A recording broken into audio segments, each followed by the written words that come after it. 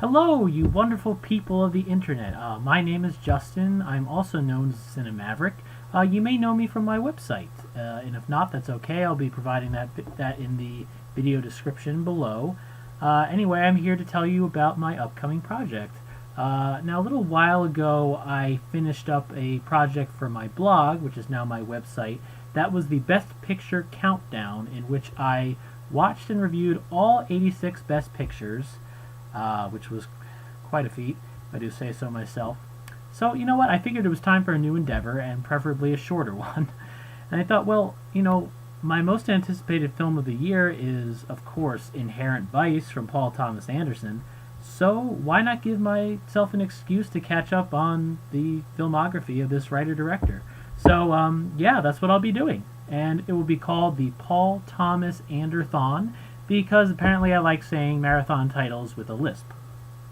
Now, first a little bit about Mr. Anderson. He's sometimes lumped together with Quentin Tarantino because he's one of these very eclectic filmmakers who resisted and rebuffed film school and then basically just studied film. Anderson, he watched a lot of films on VHS. Yeah, VHS, remember that?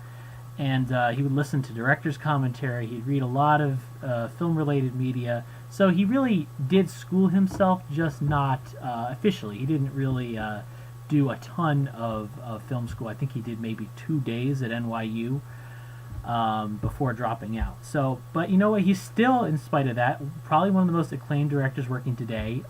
He always writes his scripts by himself.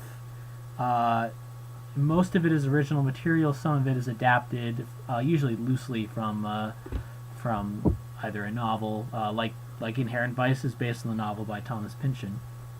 So this guy has also received Academy Award nominations. So he's a guy whose reputation precedes him, certainly. It's weird because I've seen exactly half of his feature films. He has 6. I've seen 3. The 3 I've seen are Hard 8, which Anderson has referred to as Sydney.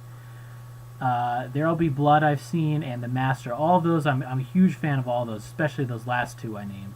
And I've even seen his early short films, The Dirk Diggler Story and Cigarettes and Coffee. But I'm really missing that middle period, that middle chunk of Boogie Nights, Magnolia, Punch Drunk Love. I know, I'm a terrible person. So what I want to do with this marathon is watch every single Anderson film, the feature films, the short films, at least the ones I can find. And yeah, I'll be rewatching the ones I've seen as well. And I'll be discussing my reactions in a vlog format, not unlike this one here. And I think my responses are going to be a little more off-the-cuff, reactionary than anything else, though I'm going to try to be as specific as possible. So I may even provide a little bit of information about Anderson's life just for context, and I like sharing trivia, so... 2 things I want to keep in mind for this marathon. One is I want to keep track of any overarching themes or motifs that I see popping up and that I believe define PTA's work. And secondly, I want to see what are Anderson's ambitions as a filmmaker, because he does seem very ambitious, and what are his limitations, if any. So that should be interesting to keep in mind. So the goal here would be pretty short segments. I'm going to try to stay under 10 minutes for each one, just so it's easier for you to listen to or watch or whatever. And I may even combine some of the short films into one episode if they're really short, but I'm going to play that by ear. So yeah, my first entry is going to be actually The Dirk Diggler Story. This is the short film that inspired Boogie Nights, and it's from 1988. This is a film he made as an independent study project in his senior year of high school. Yeah. So, yeah, I can't wait to revisit this one.